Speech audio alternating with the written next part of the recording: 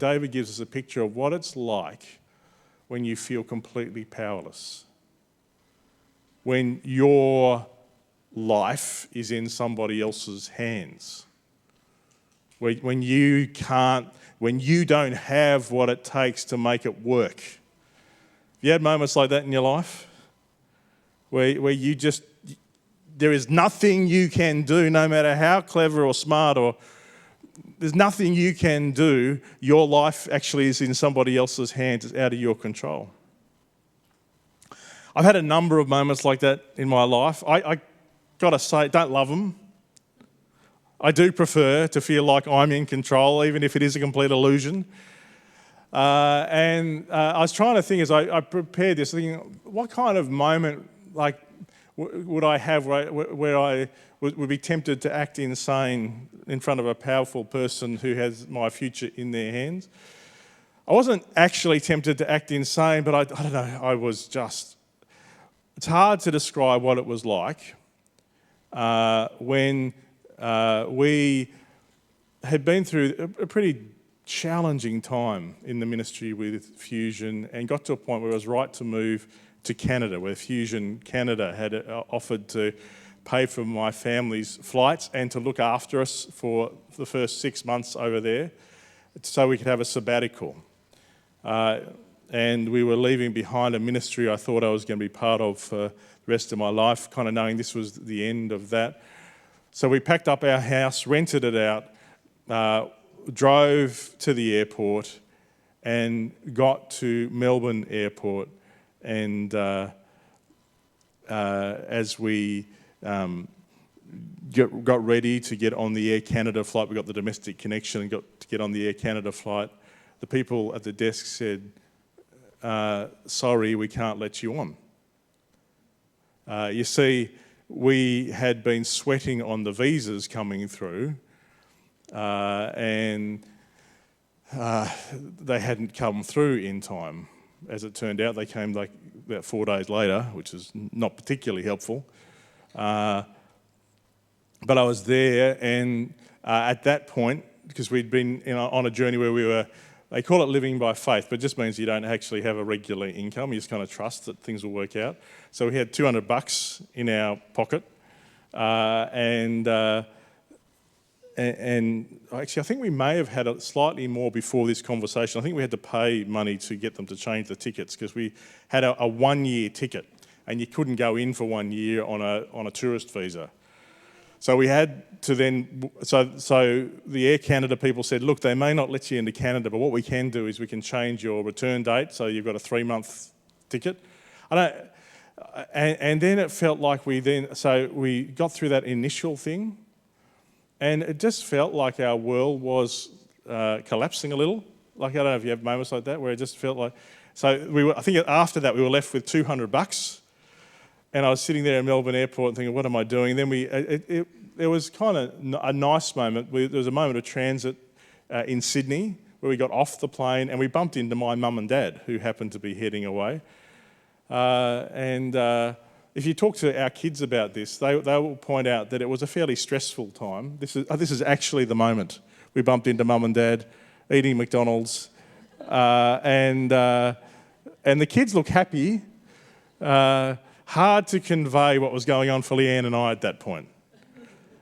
And we were bracing ourselves because we knew we had to get through customs at LAX, and we were briefing our kids not to make jokes about, like, Josh was in the line at LAX saying, what would happen if I made a joke about a bomb, Dad? and then we had to brief our kids. We got through LAX. It took 26 hours to get from Tassie to where we landed in Edmonton in Alberta. It was long. 32, sorry. Leanne's better with the numbers than me. 32 hours. It was not, we took the cheap flights. Went through Chicago. If you know anything about Alberta and geography, that's not the way you go, but it was cheaper. We got to the Canadian customs, and I think I probably felt, this is the closest I've probably felt to, like, David in front of a king, thinking, so this customs person the decision they make right now will determine the rest of my, well, it felt like the rest of my life. Well, certainly, I don't know, didn't know what we were going to do if we had to try and buy flights back to Australia with $200 or, you know, and we were trying to explain to our kids that we had to act like tourists and that they weren't allowed to talk about staying in Canada long term or anything. And then I still remember the moment, this felt like a little blood drain out of my face as the customs person said to Josh, "What are you looking forward to about being here in Canada?" He said, "Oh, I think I'm going to join a hockey team."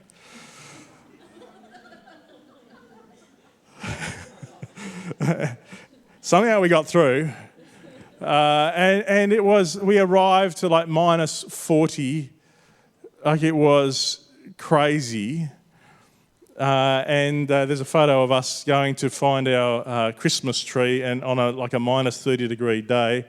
This is just a few days after it all. And there is something about those moments where if life is just completely out of your hands. I know, like I wouldn't be here if we hadn't made that trip. I wouldn't be a pastor if we hadn't made that trip. It doesn't make those moments, though, where it feels like life and power is taken out of your hands any easier, does it? Where it feels like you don't have choices, that other people are making choices about your life for you. That's where David was when he wrote this psalm.